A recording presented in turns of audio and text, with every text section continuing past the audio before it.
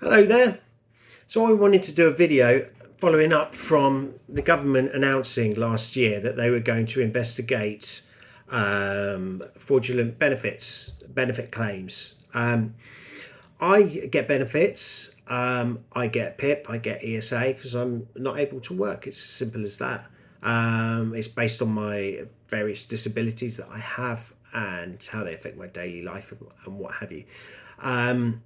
So I know when they announced it, it sent ripples, through things, places like TikTok and YouTube and that sort of thing.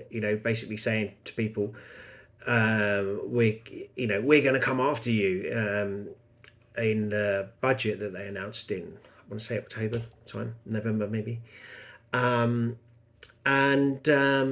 it scared a lot of people. Anybody that's suffering from sort of anxiety or associated conditions will know that any kind of scaremongering will,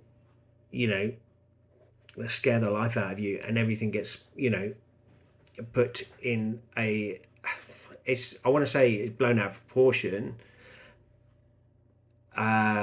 based on how you feel about it and how you react to it. It is big. I'm not saying it's not, but it is felt that it's bigger than it actually is, and a lot of people I know take it like personally. That's how anxiety will, push you down this little road of like, oh no, they're going to be after me, blah blah blah blah blah. Well, I've done some research on the intertubes and what have you, and the UWeb, and I've looked on the gov.uk site about how much they've actually, found out that is fraud, not fraud, blah blah blah blah blah. And of course, total benefits, only 0.7% of the total benefits. I'm talking, when I say total benefits, I mean everything: pension, universal credit, PIP, ESA. Did I say universal credit? I did. Yeah. Pension credits. I'm just reading from a list here. Attendance allowances, things like that. Basically, all of that, which probably affects, I don't know how many million people, of the total benefits, the government found that it was only 0.7% of it were claimed fraudulently. Now, I want to point out two things, right? They claim that it was 1.2 billion that is claimed fraudulently. Now, I'm a bit dubious about that figure, but let's look at the figure of how much did the government underpay people in that same year. And on their own site, 2.6 billion.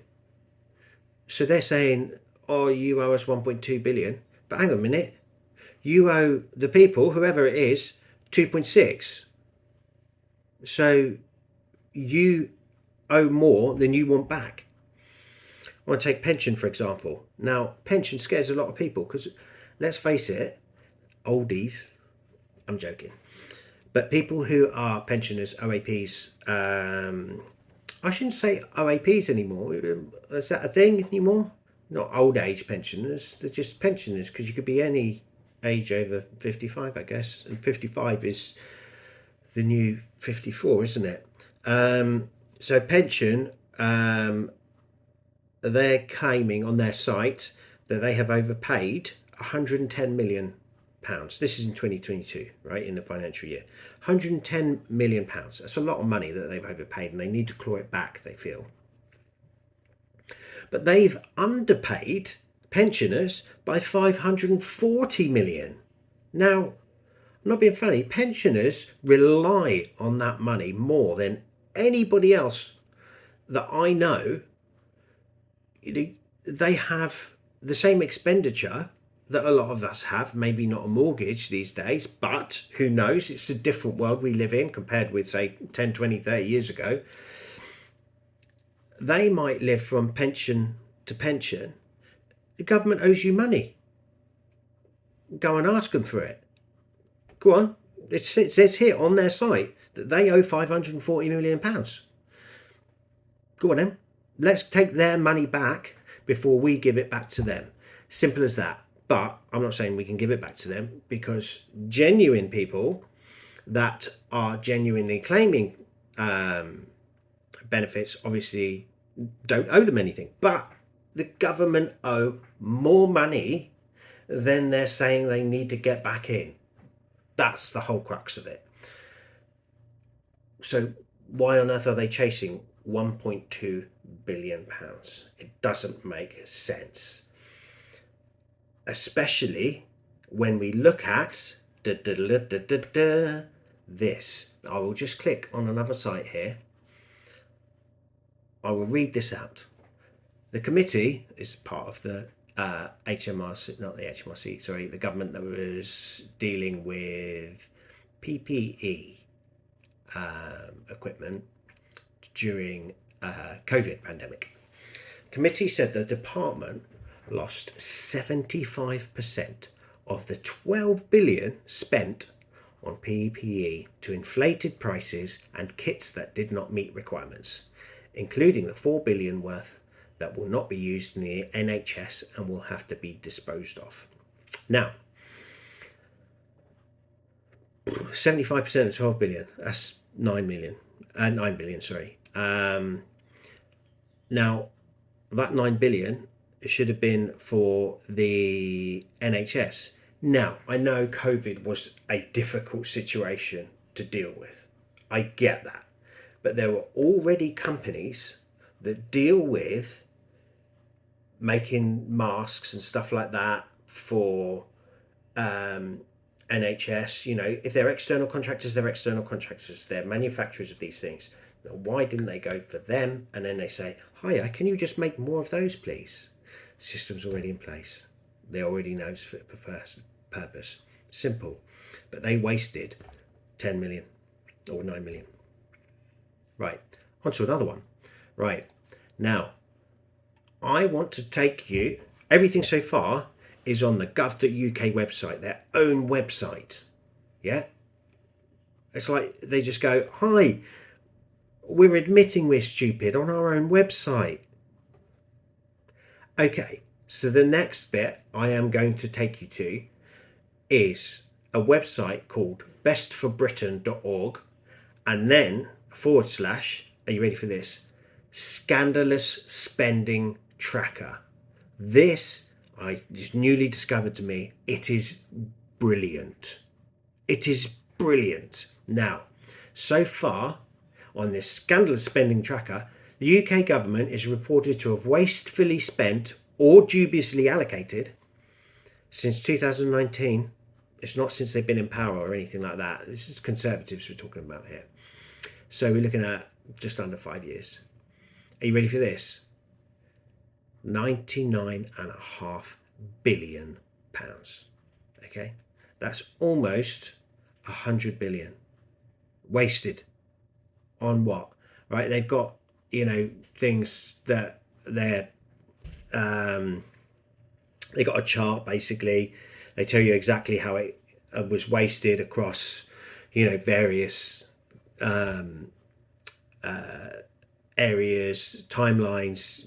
It's basically sorted into something called duff deals. I can tell you duff deals will probably be everything to do with, you know, Brexit, when they try and deal with some of the countries that obviously haven't gone anywhere.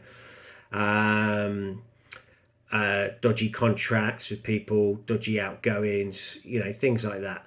But most of it seems to be with dodgy contracts with people and dodgy deals, you know, with other countries, whatever they are.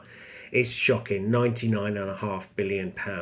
So if someone ever says to you, hiya, let's say tax, for example, you can easily overpay or underpay tax. It's very, very easy to do, you know, depending on, you know, benefits and stuff like that. You know, when you do your tax return, for example, something in the wrong box can easily just go and make you, underpay or overpay taxation. They can just change the tax codes to make you pay more or make you pay less. It's quite easy for them to do that. But it scares me that they go for the easy targets, right? They're very easy targets, but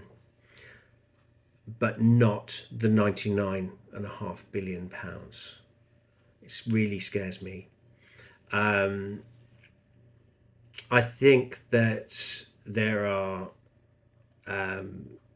parties out there that aren't conservatives that can potentially sort this out. But I also think there's parties out there that are also all talk and cannot back it up whatsoever. There's some ridiculous parties out there that go, yeah, we do this, and this. They're like, oh, I want that, I want that, I want that, I want that. It's like a tick list, a tick box exercise of everything that you want, but no financial sort of backup to do it. Now, if this £99.5 billion was just given to the people, how would that have all affected us? Would have been brilliant, wouldn't it? But I want to bring it back to my initial comment about tackling fraud. Yes, it is important to tackle fraud. I don't condone it in any way, shape or form. It undermines us guys that are genuine and puts us in a bracket. And I've been called a scrounger before.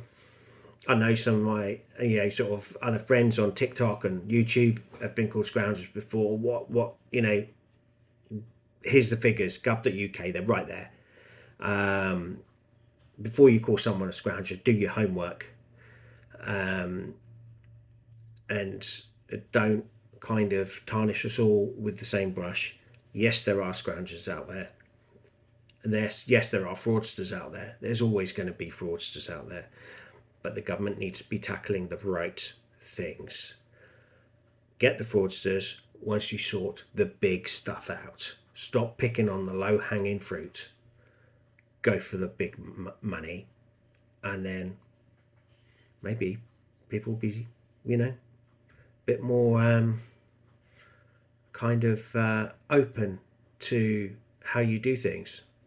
Just a thought. Anyway, vote for me to be Prime Minister. No, don't, please. I'm going to end it there. I've kind of rambled on a bit, as I normally do. Lots of ums, lots of ums, the usual sort of thing. But I hope this has kind of been interesting for you.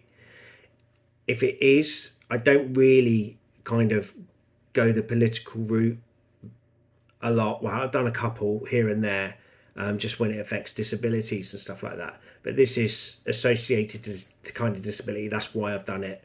And there's a bigger picture there, basically.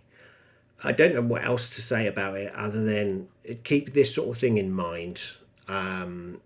Like if there is another general election coming up, which there's probably, let's face it, this is going to happen, isn't it? And look after yourselves, but also think about the big picture as well. Think about people that do need help, and not just don't be completely, I guess, selfish or anything like that. Think about the whole country. Let's sort this out, basically. Cool. Anyway, catch you later.